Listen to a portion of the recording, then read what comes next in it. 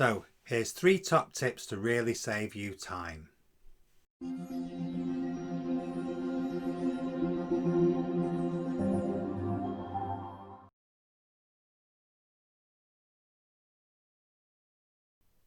So 3 top tips, things that I have learned while I've been particularly mainly upgrading the computers as opposed to building the simulator. But these would be, for me, the top tips, the top things that you need to think about, which in my view will save you lots and lots of time and probably lots of emotional invested energy agonizing over wrestling with problems that will just distract you from the project. So the first tip is light. Sounds straightforward, but you should really look around for and invest in a really good, strong light. And what you can actually get is, you can get, if you look here, this is a really great gadget. You can get them online. It's a bendy, flexible light. Each of the 2 ends has got 2 separate LEDs, so you can set it to either a really light or not so light. You can have one of the LEDs on each side on, or both. But it's flexible, so it can wrap around either your arm or your neck, and you can point it where you need to point it. And if you're anything like me, there'll be a number of occasions when you've been trying to work maybe inside a computer or behind a computer to get the cables to actually be in the right ports, particularly when you're looking for a USB 3 or a USB 2 port, and you simply cannot see what you are doing. Believe me, this first tip will save you hours. It's worth the investment, and you should probably get a couple of really good light sources. Okay, so the second tip is around screws. So if you're fiddling with a computer, if you're regrading or upgrading a computer, you can guarantee at some point you will need to put a screw into an impossibly located location.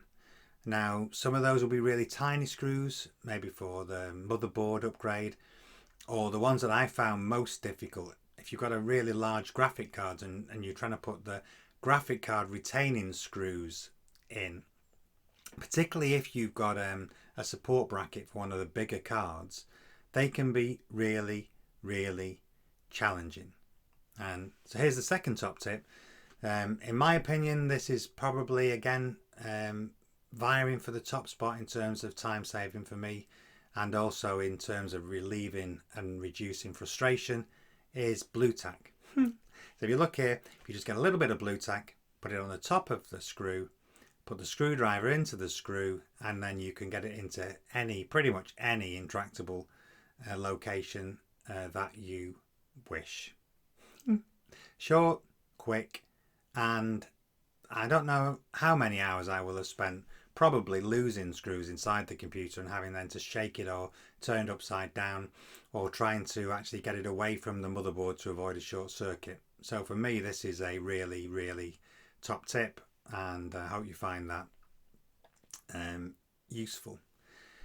And the third one, I was thinking, well, what is the third one? And the third one is this. It's a long extendable mirror.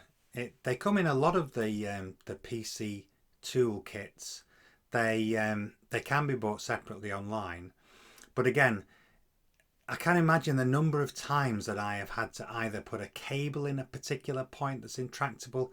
Maybe you're adding a video cable to the bottom of a monitor that's already been installed on a stand or on a bracket, and for whatever reason you can't quite get your head in the right position to see what it is that you're doing. This, in my view, is the third and probably slightly less useful than the other two, but the third most useful tip that I could give you is get yourself a really, really good extendable mirror. You can also get them with magnets on, which are equally useful for picking up the screws that I mentioned in the last top tip.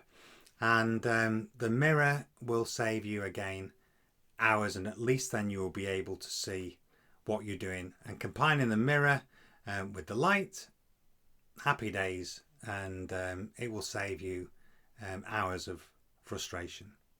So I hope those are useful tips. I hope they save you a bit of time. They're things that I've learned over the years. If you've got any comments, I'd be really grateful to hear them. If you want to subscribe, that'd be great too. And that's all I've got for you today. And I'll catch you next time.